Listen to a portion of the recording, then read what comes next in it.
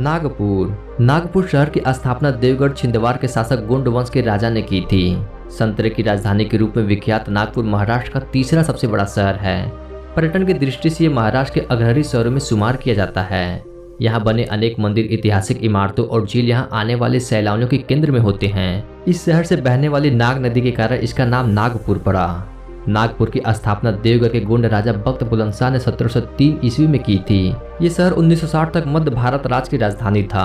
1960 के बाद यहाँ की मराठी आबादी को देखते हुए इसे महाराष्ट्र के जिले के रूप में शामिल कर लिया गया।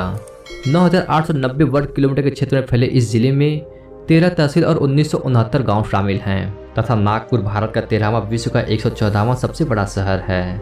यह नगर संतरों के लिए काफी मशहूर है, इसलिए लोग इसे संतरों की नगरी भी कहते हैं। हाल ही में इस शहर को देश के सबसे स्वच्छ व सुंदर शहर का इनाम मिला है। नागपुर भारत देश का दूसरे नंबर का ग्रीनेस्ट शहर माना जाता है। नागपुर के पर्यटन स्थल अंबाझरी झील। शहर के पश्चिमी हिस्से में स्थित यह झील 15.5 वर्ग किलोमीटर के क्षेत्र में फैली हुई है। चारों ओर से खूबसूरत बगीचों से घिरी इस झील में नौकायन का आनंद लिया जा सकता है। झील के संगीतमय फव्वारे इस झील की सुंदरता में चार चांद लगा देते हैं। झील के साथ ही एक बेहद खूबसूरत बगीचा है, जिसे नागपुर के सबसे सुंदर स्थलों में शामिल किया जाता है। दीक्षा भूमि। पश्चिमी नागपुर में रामदास पीठ के निकट दीक्षा भूमि स्थित है तथा इस स्थान को तीर्थ स्थल के तौर पर जाना जाता है। इस स्थान पर एक मेमोरियल भी बना हुआ है। सांची के स्तूप जैसी एक शानदार इमारत का यहाँ निर्माण किया गया है, जिसे बनवाने में 6 करोड़ रुपए खर्च हुए थे। इस इमारत के प्रत्येक खंड में एक साथ 5,000 बिच्छू ठहर सकते हैं।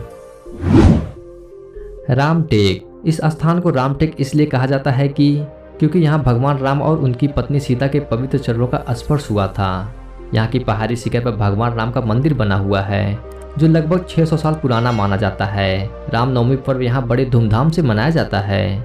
संस्कृत कवि कालिदास के मेघदूतम में इस स्थान को रामगिरी कहा गया है। इसी स्थान पर उन्होंने मेघदूतम की रचना की थी। पहाड़ी पर कालिदास का समर्पित एक स्मारक भी बना हुआ है। पोदारेश्वर राम मंदिर।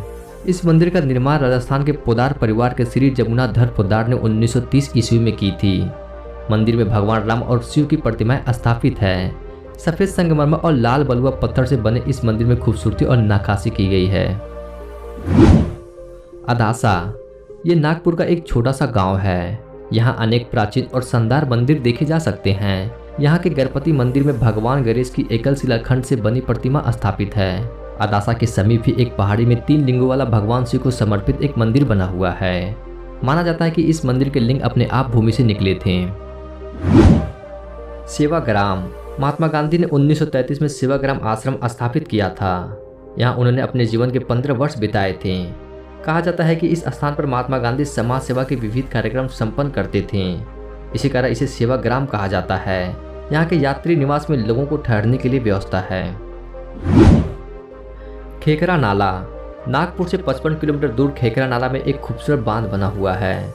यहाँ के मनोरम और शांत वातावरण में सुकून के कुछ पल गुजारने के लिए लोग आते रहते हैं। खेकरा नाला का स्वस्थ और हरा भरा वातावरण पिकनिक के लिए भी बहुत अनुकूल माना जाता है। आज के समय में 1 रुपये की कोई कीमत नहीं है। आज मामूली सी लगने वाली रकम में ही पहले के ज़माने में आलीशान भवन तैयार हो जाते थे। आपको ये जानकर हैरानी होगी कि 1 रुपये में नागपुर स्टेशन बनाने के लिए ज़मीन का सौदा किया गया था। हालांकि ये सुनकर किसी को भी अजीब लगेगा, लेकिन ये बिल्कुल सच है। दरअसल ये बात आज़ादी से पहले की है, जब खैरागढ़ के राजा ने इस ज़मीन का सौदा अंग्रेजों के हाथ सिर्फ 1 रुपये में ही कर दिया था।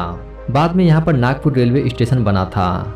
नागपुर रेलवे स्टेशन की स्थापना आज से लगभग 93 साल पहले 15 जनवरी 1925 को की गई थी। इस रेलवे स्टेशन की स्थापना तत्कालीन गवर्नर सर फ्रैंक ने कराई थी। नागपुर का रेलवे स्टेशन भी आम नहीं है। इसके निर्माण के लिए खास बलुआ पत्थरों का इस्तेमाल किया गया था, जिन्हें सावनेर से लाया गया था।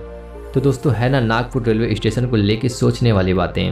अगर वीडियो पसंद आ रहा है तो वीडियो को लाइक, कमेंट, शेयर और सब्सक्राइब जरूर करिएगा दोस्तों।